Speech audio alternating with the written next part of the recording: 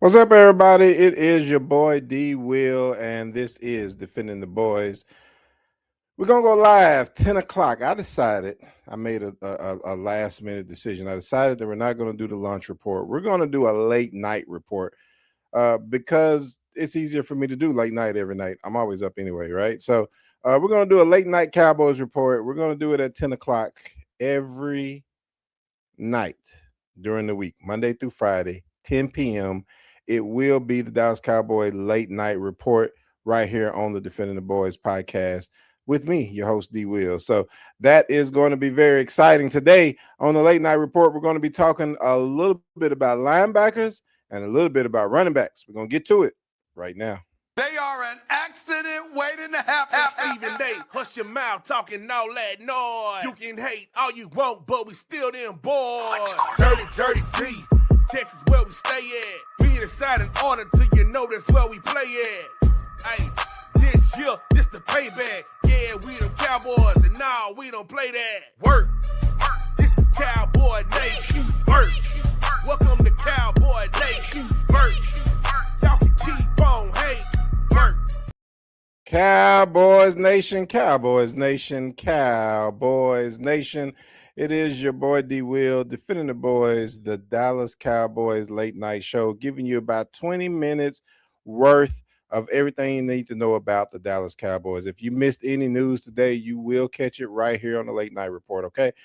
We got a couple things to talk about today. First of all, I want to say that this episode is brought to you by Car Connect. Let me just throw this out here. Car Connect, that is our new sponsor for the Dallas Cowboys late night report, and whatever you need.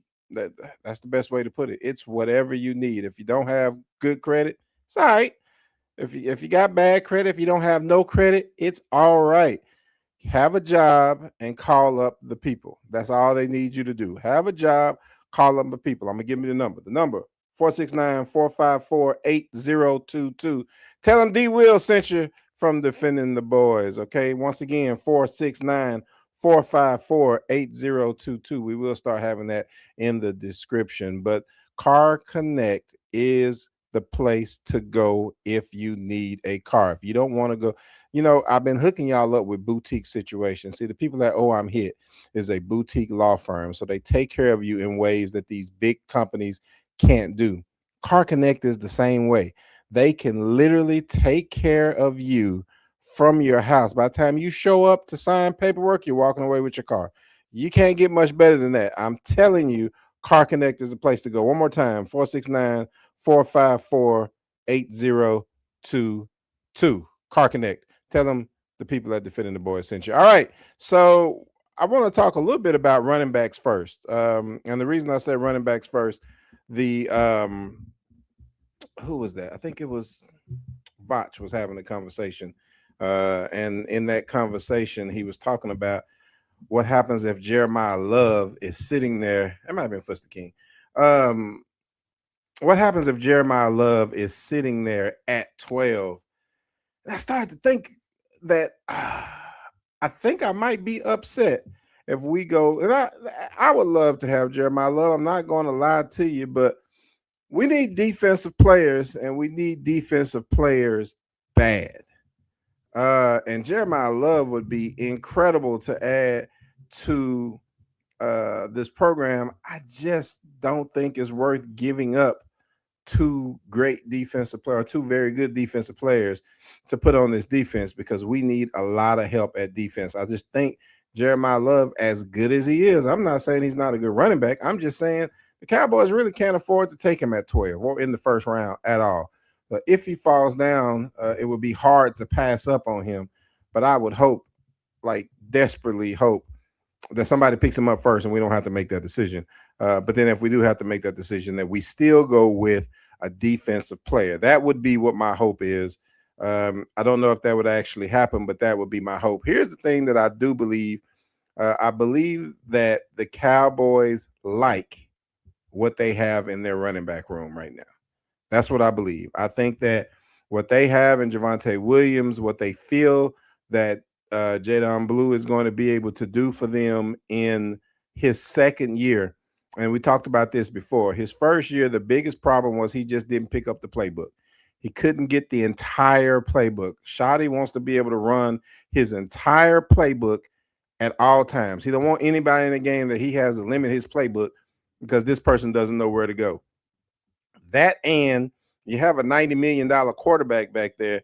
You really don't want to mess that up and not be available, even if it's not from a blocking scheme. If you don't know where to go, and now he doesn't have an outlet when he's trying to escape, he don't have someone he can just dump the ball out to. I mean, that could cause problems as well. So that was the reason why, from what I've heard, that Jadon Blue wasn't in the game. Towards the end of the year, he started picking up the offense. He finally got it. It took him 15, 16, 17 weeks to finally get it, but he finally got it. And I think since he's going to have the exact same offense next year, and he already has it, now we're going to see an opportunity for him to be able to get and do what it was that they were trying to get Miles Sanders to do. And we realized that Miles Sanders couldn't do it anymore. I think Jadon Blue is going to be able to do that. And I think that they have a hope that they can really have some thunder and lightning going on with the quickness of Jadon Blue, as well as the power of Javonte Williams. I think that we got to see a little bit of the excitement, the speed from Jadon Blue in that last game, even though the game didn't mean anything. I think it really showed you in real life situations what he can actually do, playing in the game. And I think that's going to come in handy. And we do have Malik Davis. Malik Davis, I still say he's definitely earned his position. He earned his spot on the team, in my opinion. I'm very interested in knowing what Phil Maffa can do for us. But I think that Phil Maffa and Javonte Williams basically play the exact same role. And Javonte Williams has already proved he can be $1,000 back. Phil Maffa still has some proving to do. So depending on how it breaks down, we'll see if Phil Maffa will actually even make the team this year. Because I don't know how many running backs they'll keep. And, don't forget, we still have Hunter Lipke. So from a running back room standpoint, I think the Cowboys feel like they're okay with that. I think that's going to be okay. And because of that, I think that even if Love does show up at 12, that they will still go with something different. That's just how I feel. So I got a little fun fact for you. Because somebody asked me from the coaching standpoint, they asked about Sean McDermott. And I don't think that the Cowboys are going to go that route. I think that, and I think this might be why you haven't really heard a lot about Brian Flores yet. I think what they're scared of at this point is picking up one of the head coaches, one of the head coaches, right? You pick up a head coach, they are your defensive coordinator this year. Now they're looking for another head coaching job next year. And now for another year, you're looking for a defensive coordinator again. I think they're trying to avoid that. I think what Schottenheimer wants is to be able to build a nucleus in the coaching. And obviously you're going to lose coaches and different things like that, but he wants to be able to build a nucleus that he can kind of grow with, and this team can grow together. And I think that's really what he's looking for. So I think that's going to be the problem with McDermott. Just, for the people who were asking, I also feel like that's going to be the problem with Brian Flores. So, I'm definitely not the authority on that, but those are the things that the whispers, when you really start listening to everybody that's inside of the building, kind of what they're saying. So there you have it. All right. So let's talk a little bit about the linebacker room. That's what we're going to spend the most of our time on. We did a video last week, last week, with the beginning of last week, we did a video about our cornerbacks. And I told you that the safeties, or about our defensive backs, rather. We did the video about the defensive back. I said our safeties are not the worst in the league. They're definitely nowhere close to the best in the league, but they're not the worst in the league. Well, our linebackers are absolutely the worst linebackers in the NFL. And because of that, we have to do something about it. This is the reason why I'm saying at number 2. And I'm not saying that you have to take. Matter of fact, I've been on record to say that I believe that you get your starting linebacker at number 20. That's what I believe. I don't think you have to take Sonny Styles at 12, right? I think that if Mansour Delaney is still on the board, if McCoy is still on the board, if somebody like that is still there, I don't think you have to take your linebacker at 12. As a matter of fact, there's so many good not so many, but there's at least Reese, Sonny Styles, Anthony Hill Jr., and CJ Allen. That's 4 people. I feel like one of those 4 is available at 20. And because of that, that allows you to take another position, because that cornerback, there's really only 2 corner. Really, because we're gun shy about McCoy just because of the injury, but we may not be gun shy once he starts to do all his drills. I mean, he's going to be ready. I know it's an injury, and I we're not supposed to be talking about this, right? We're supposed to be talking about linebackers, but I just want to throw this out there. We're gun shy about injured players because of all the injuries that we've had over the last 2 years. I think McCoy is a little bit different because he will be in camp. He's going to go through all of the drills. He's going to be at the pro days. You're going to be able to see him prior to the season starting. He's going to be able to get some preseason work and all of that. And because of that, I think that McCoy is also going to, he probably, if he had played this year at the same level that he did a year before, he would be the number 1 cornerback. So either one of those 2 cornerbacks, but after those 2, you're taking a chance on everybody else. So that's why I'm saying you probably want to get one of these other positions at 12 and then get your linebacker at 20. And if you think about what we have at linebacker, because I just said that they're the worst linebackers in the league. So obviously we have Overshawn.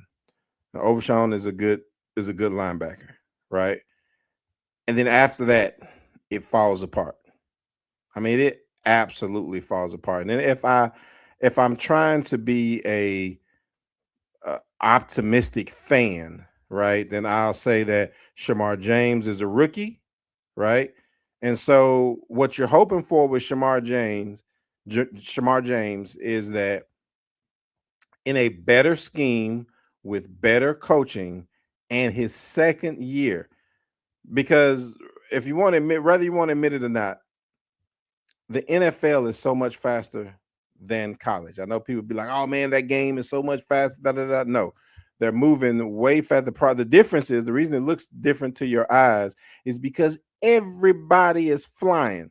See, in college, you have a few really, really, really fast guys, and they look like they're running away from everybody else, and it makes the game look really, really fast.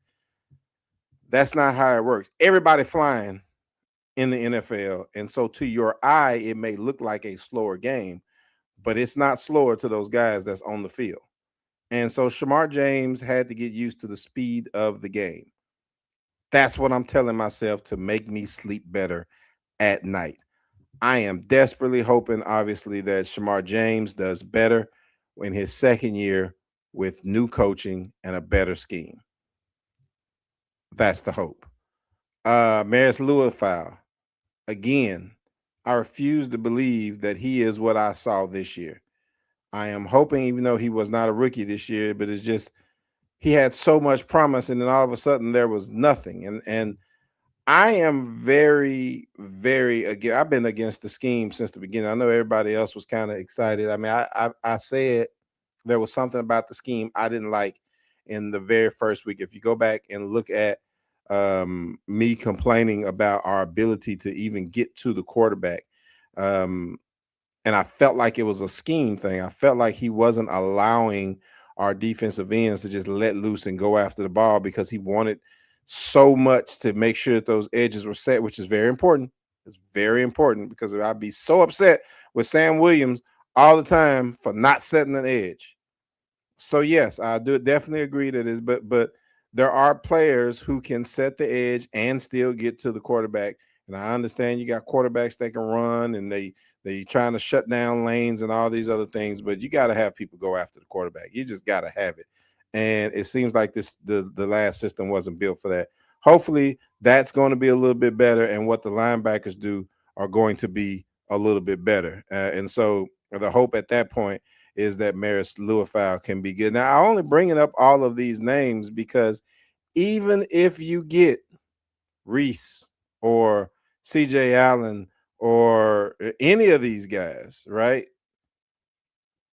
You still would only have Overshawn and then them.